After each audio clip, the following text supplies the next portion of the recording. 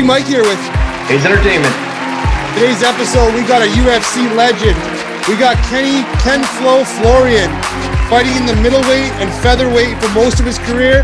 14-6 record. If you like what we're doing, hit that subscribe button. If you're looking for a mug, perhaps a hoodie, head on over to IOnlyTouchGreatness.com.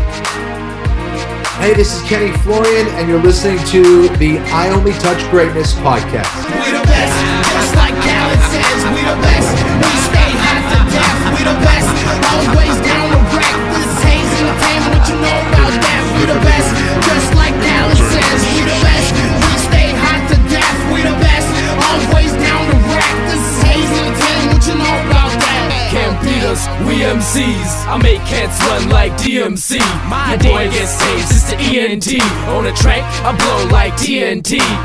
Hot boys like CMB. Girls spend the night like a B&B. I say what I want what I say. Remain at the top, I'm the top of the game. Step back, I come up quick fast. So fast, when I stop, y'all get whiplash.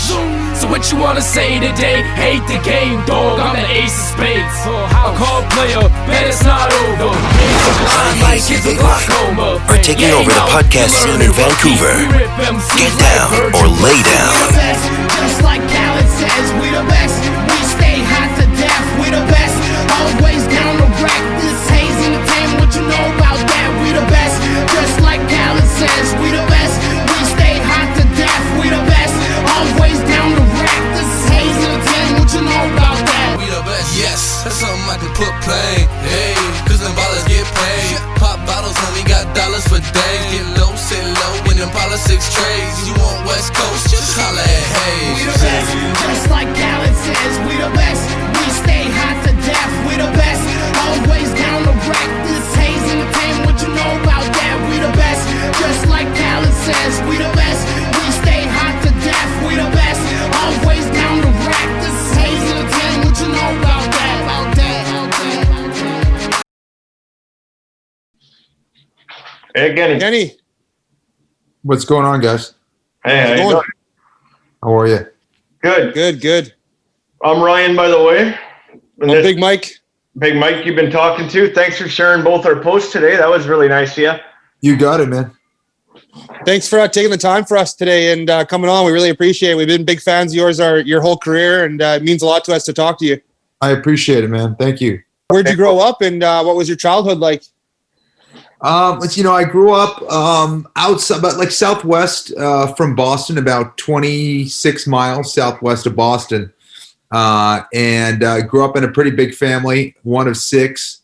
My dad was a doctor. He worked all day, so really didn't see him too much.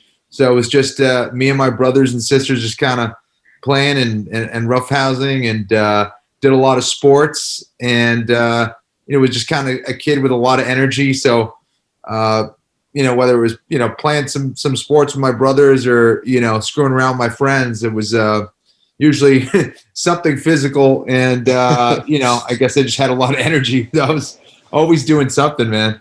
What other sports did you play? What's that? Sorry, what other sports did you play? Let's see. So, I tried a lot of different sports. I played soccer year-round. I played tennis. I did martial arts as a kid for a period of time. But those were like the main sports. But I tried everything from baseball to hockey to what else? Jack of all sports.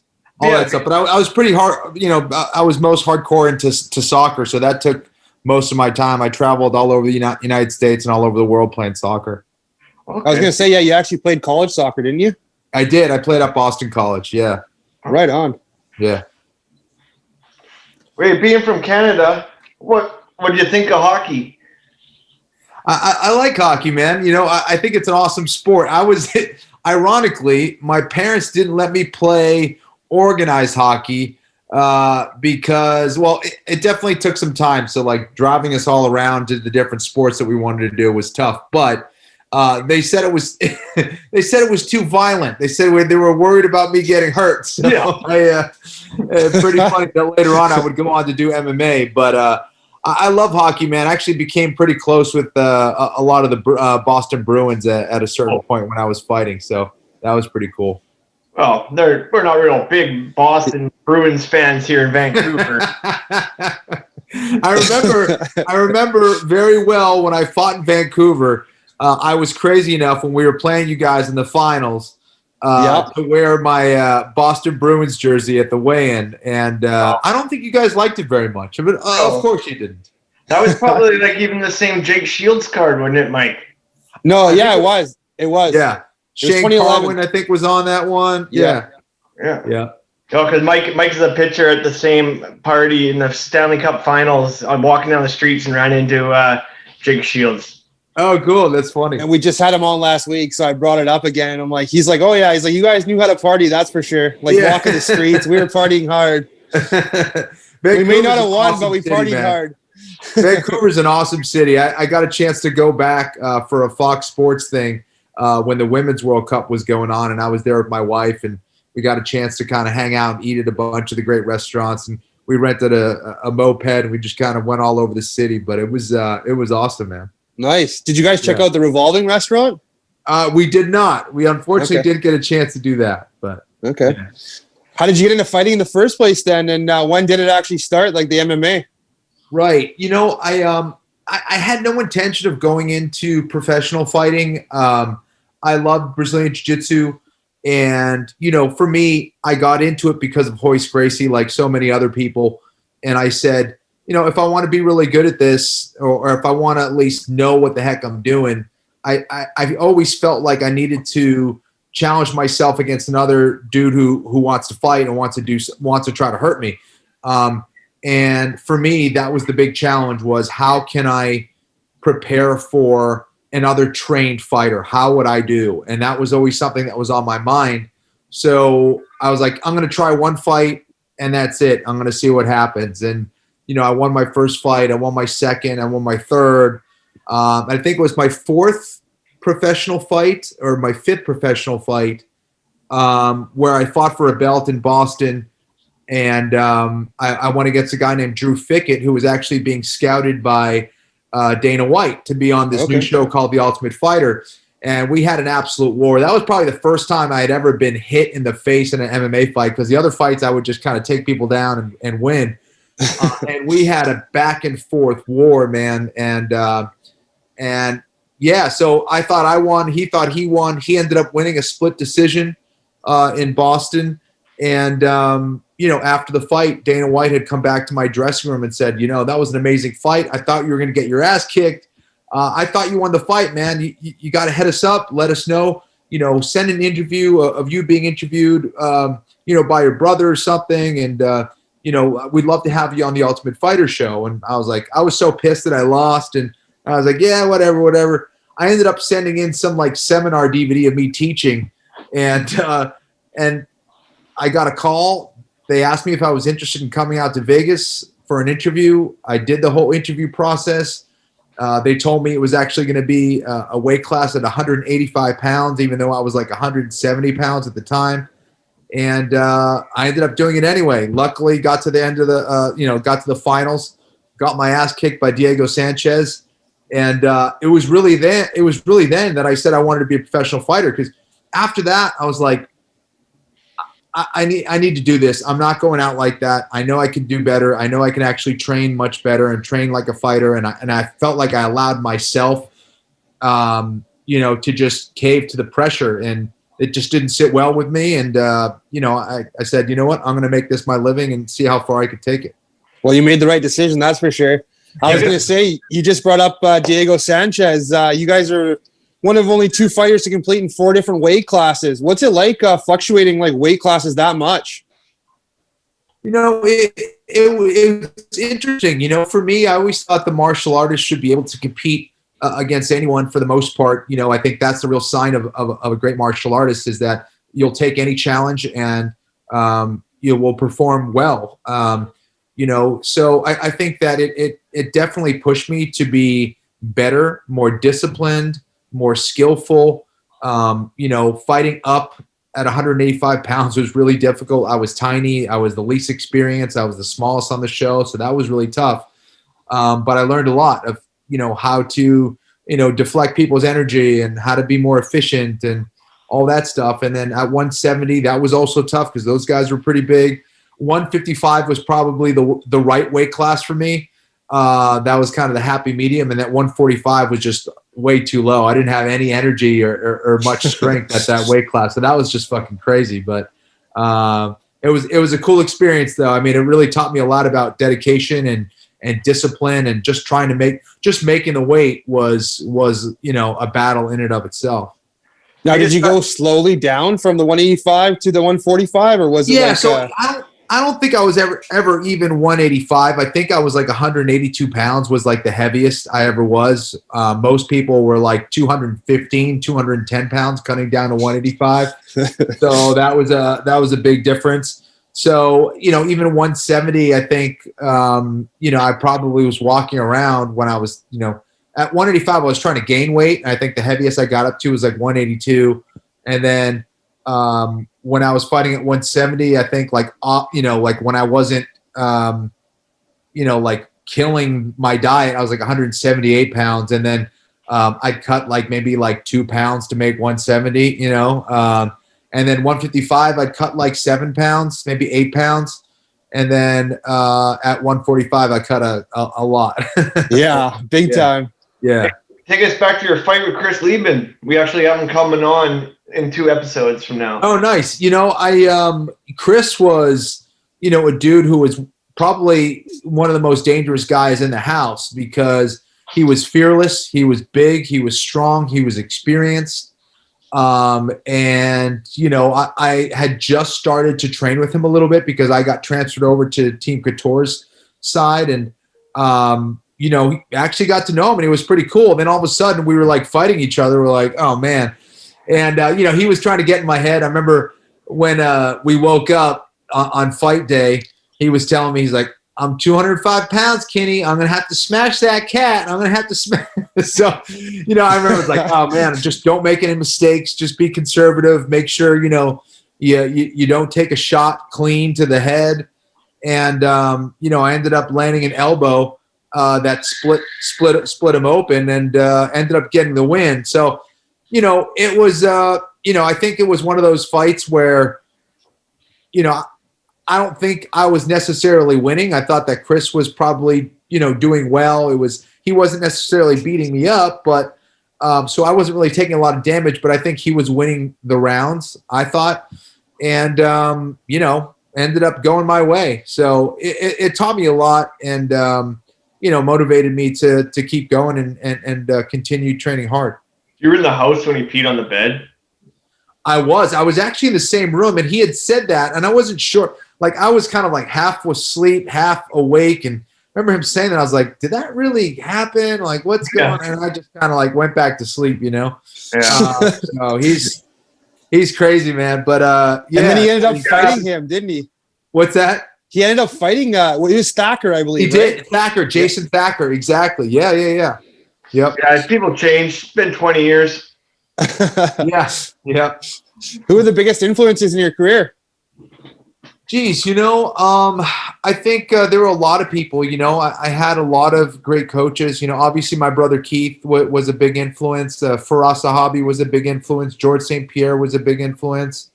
All the guys that I had a chance to train with over the years. Mark Delagrati early on in my career really helped me a lot as well. So, there were a lot of people that were there to help me and support me. And, all my training partners, every single person I train with, helps. That's the thing, like while we do walk in there alone, it's everybody else that kind of helps us prepare for those fights. So always been very grateful to all the people that have helped. Who did you look? Go ahead. Do you have a favorite movie about sports or fighting? If I what? Do you have a favorite movie about sports or fighting? Let's see. Geez. As a kid, I always loved the Bloodsport movies. Yeah. I always loved Bloodsport with Jean-Claude Van Damme. I think that was a classic. Obviously, the Rocky movies.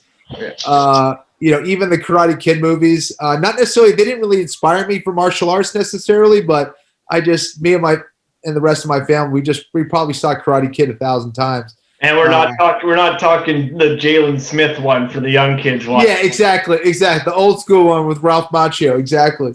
Yeah. Man, yeah, I think what else? I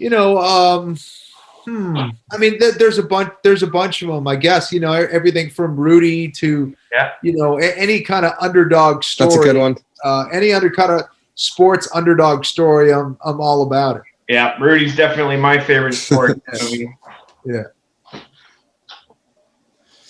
3 times you battled for the UFC championship. Came up short, obviously, against Shirk, Penn, and Aldo. Still an amazing feat to have. I've always considered you one of the best MMA fighters not to win the championship. What was it like getting there and being that title fight? Thanks, man.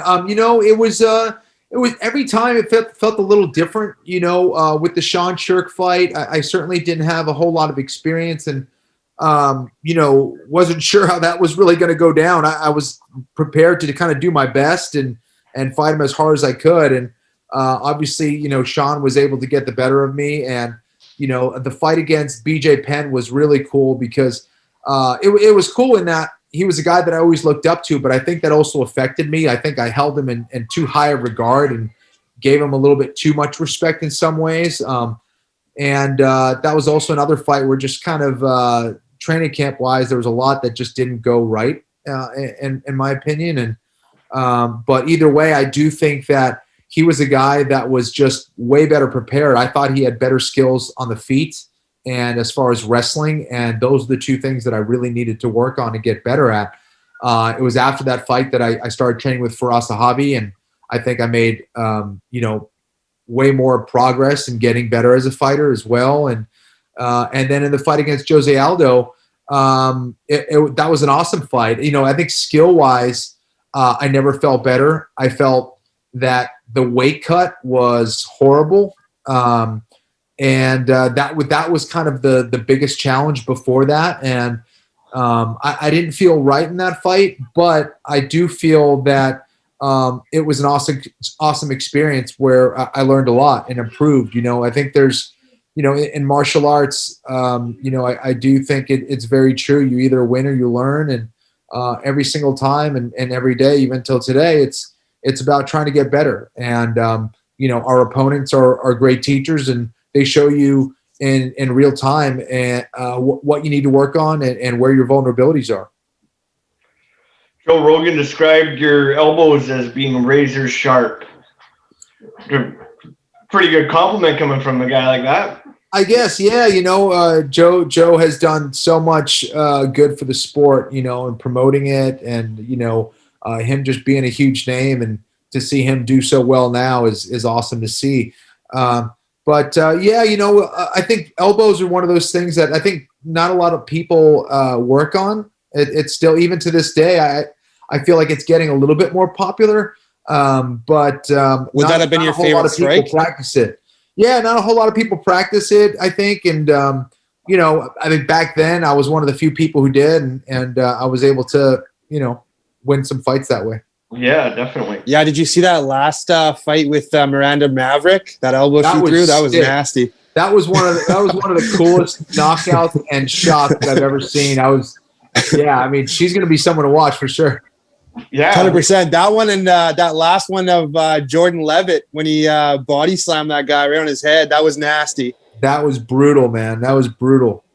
Yeah. We had both of those two on last week. Oh, cool. Oh, that's awesome. Yeah, so it's kind of a coincidence that, we were talking about that. I saw where Mike was heading with that story. Yeah. If you could sit down for dinner with anybody, who would it be? It would probably be Miyumoto Musashi. Musashi was a Japanese samurai and sword 1600s. And I think the way that he lived his life and the way that he organized his thoughts and his training about the martial arts path was one that has inspired me a lot. Okay. One of your fights that sticks out to me the most was the Clay Guida one. What a fucking fight that was. Yeah, it was a fun fight. Clay was a guy who gave a lot of people hell, man. He beat Anthony Pettis. He beat Nate Diaz. He beat a lot of good guys back in the day, and he was a huge challenge in my mind. He was a guy that was very unorthodox. He was an excellent wrestler. He had an endless gas tank. He was always moving forward, and my goal was, to use that against him in some way, shape, or form. And I was able to get the win, and I was, able to get the finish, which was really cool. And Clay's one of those guys I have a lot of respect for, and he's still in the fight game doing it, man. It's amazing. He's a beast. He is. He's not hanging him up yet. That's for sure. Yeah. Do you have a favorite sports hero? Oh man, there's a lot of guys. Diego Maradona, who just passed away, was a guy that I looked up to as an athlete. And sure, he had his fair share of challenges outside of sports, of course. But as a player, he was like a true artist, man. Him, Michael Jordan, are guys that I kind of looked up to a lot. Larry Bird, being from Boston. So yeah, those are kind of the three that really stand out to me. Okay. Obviously, yourself being a UFC legend, you fought many other legends in like Maynard, Stout, Sanchez, Penn, Aldo. Does any of those stick out more than the other? Geez, I think for me, I think the BJ Penn fight was really cool. To fight a guy who was that big of a legend at the time was huge. So that was probably my most difficult fight. As far as where we were at that point in our lives, skill wise. I thought that was my toughest fight. Is there ever a fight that you wish would have happened that you never got to actually fight? It would have been cool to get a rematch against someone like BJ Penn or Diego Sanchez. I think that would have been cool. Those are guys from my generation that it would have been cool to kind of regroup and get a chance at fighting them again. But it didn't pan out that way. What was your favorite venue to fight in? That's the one I was going to say. Jeez, let's see. It was always cool fighting in Vegas, man. Fighting at the MGM or fighting at Mandalay Bay was pretty special. I mean, the energy in both of those places was unlike anything that I've ever experienced.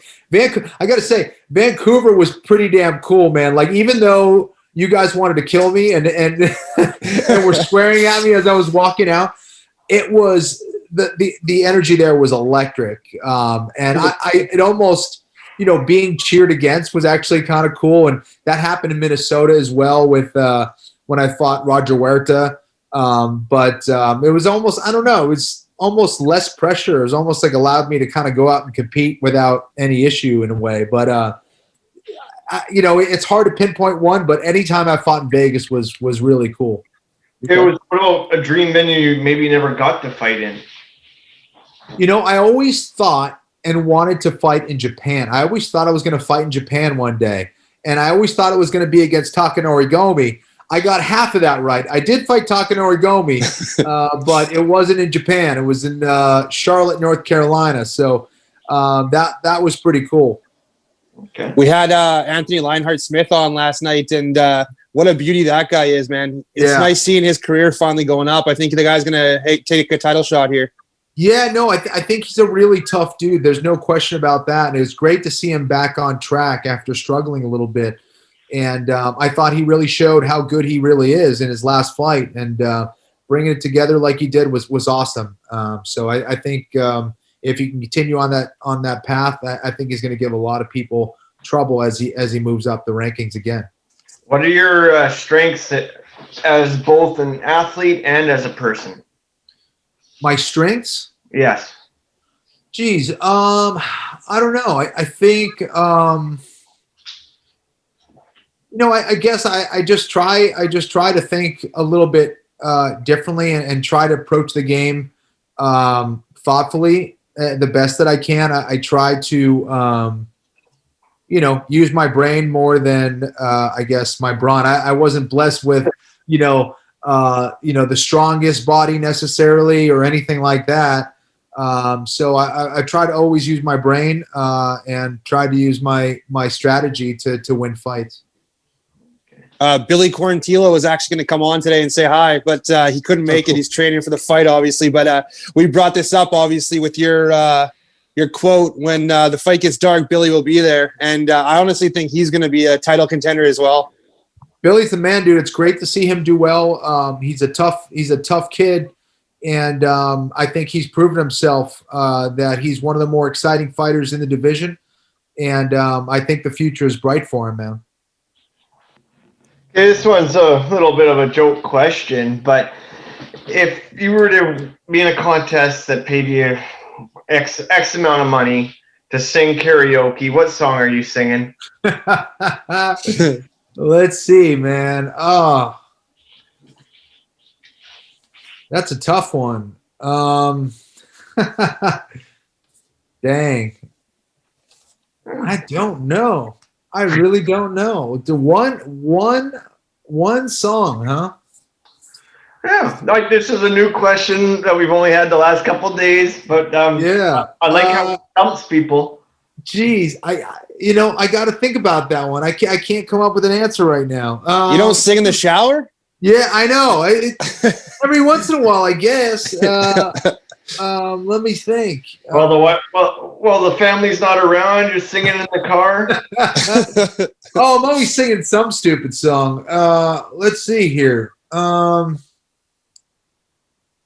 Man, I don't know. Next question. What do I got? I'm gonna have to get back to you on that. I think. Let's see. What songs have I been listening to lately? Hey, what will we find? Hey, you know what? It would be something by Pearl Jam. How about Even Flow? There we go. Or Jeremy by Pearl Jam. I'm a big Pearl Jam fan.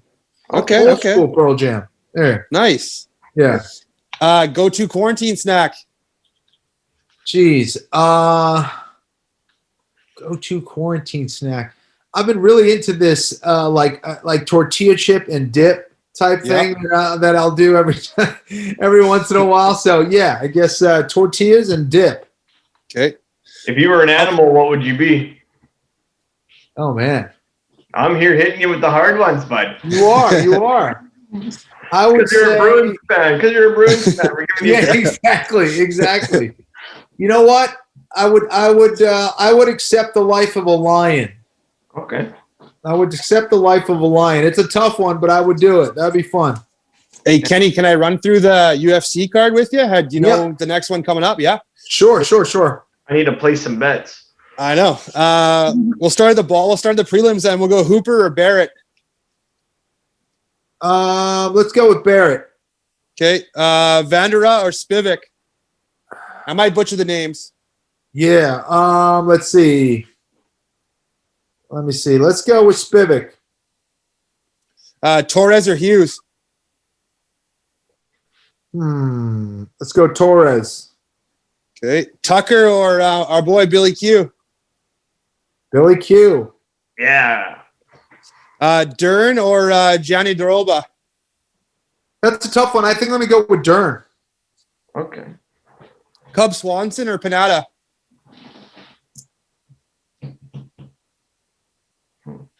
I'm probably leaning towards Pineda at this point.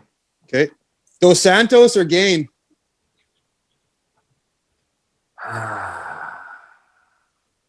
I think I'm going to go with Ghana. Yeah. Okay, Ghana. Souza or Holland. It's tough for me to pick against Jacare. I'm going to go with Jacare, but Kevin Holland is tough, and it's unfortunate that Souza's kind of coming in on short notice, so I don't love that for him, candidly, but I'll go with Souza. Okay. No, I'm definitely going to butcher these ones. Moicano and Fiziev. You got it, man. You hit it. I'd go with Fiziev. Okay. Ferguson or Oliveira. This is another tough one, man. It should be a banger, but I'm going to go with Ferguson. Okay. And this is the hardest name. Figueredo and Moreno. You know, it's a great Moreno can definitely pose some problems, but I like the fact that Figueiredo just has so much firepower, man. I don't see him losing for a little bit. I like Figueiredo here. Okay. What's your ring? Nice. Those are pretty. Oh, is that? Go ahead, Mike. No, that's it. Go ahead. What's your ring entrance music? I always chose a different one every single time. It all depended on what I was feeling. I chose a lot of like underground hip hop songs so yeah, I'd kind of mix it up. I didn't have one consistent one. Okay. How much are you enjoying the commentating and like the battle bots? It's great, man. It's been a lot of fun. This season it was tremendous. There were a lot of challenges with the whole COVID thing going on, but I think we delivered the best season yet. So I'm pumped for people to check it out. They'll be on tomorrow night. Okay. What's your favorite piece of sports memorabilia that you collected over the years? Like, is there your gloves from a certain fight that's like priceless to you, or a pair of shorts or something? You know, I don't really put a lot of value in what I own or like any stuff that's like mine, I guess. But the coolest thing that I have, one of the coolest things that I own is a Pride glove, is the official Pride glove signed by Kazushi Sakuraba. Oh. Wow. Yeah. Wow. Yeah. That's sweet. Yeah, pretty cool. So what's GSP like as a person? He's one of the nicest people. He's one of the nicest people I've ever met. He's a champion through and through. And he is, authentic and real. Like, there's certain people that you look at and you're like, oh man, he seems like he's a really nice guy. Sometimes it's true, and sometimes it's not. But I think with GSP, what you see is what you get. He's one of the nicest individuals that I've met in this sport, and one of the best athletes that I've ever met as well. Canadian kid. Yeah, he is, man. Do you think he's the greatest ever? Listen, I think it's really hard to dispute that. I think that based on everything that he's done and the way that he did it, I think it's hard to accomplish. Being a 2-division champion and the kind of record that he's had, the consistency that he had at welterweight at a certain point, I think it's hard to go against that. I think just based on what he's done and the fact that he's had a clean record, he's never tested positive for any steroids or anything like that. He did it, and he did it in the right way. And did it classy too. He sure did. What do you do after a big win? After a big win, it usually involves eating. I'd go with my friends and go out to eat. Every once in a while after a fight, I would go to a club or something like that. But a couple pints. Yeah, exactly. More than anything else, it involved going, getting some drinks and getting some food. Okay. Yeah. Hey, Kenny, I just want. Oh, go ahead. I got another one. Yeah. Who of these young athletes inspires you and fires you up? I think one guy that I really enjoy watching is Israel Adesanya. I think Israel incredible, really can be a superstar in this sport. I think he has a technique and a style that is beautiful to watch. So I hope the best for him, man. He's killing it right now. That Buckley sparring back kick on Impa, that was nasty, eh? Yeah, it was really cool, man. It was a devastating knockout, and it's awesome to see knockouts like that because I think not only is it cool for the fighter themselves, but it also shows fans and fighters what is possible. Mm-hmm. Yeah, we had kicked in the face. Yeah, it was crazy. Yeah, we had Impa on last night, and we're like, oh, we don't want to talk about it too much, but he's like, no. He's like, what can I say, man? And he's like, I learned you can't hold the leg for that long. Boom. Yep. I just want to thank you so much, Kenny, for taking the time for us today and coming on and chatting with us. We've been big fans of yours for your whole life, and we're going to continue to watch your show, obviously, and cheer you on for the rest of your career. You guys are great. Thank you so much for having me on. And for those that are watching, anyone who's interested who trains in this sport, if you guys want to check out my YouTube channel, please do and share and subscribe. And thank you guys for having me on.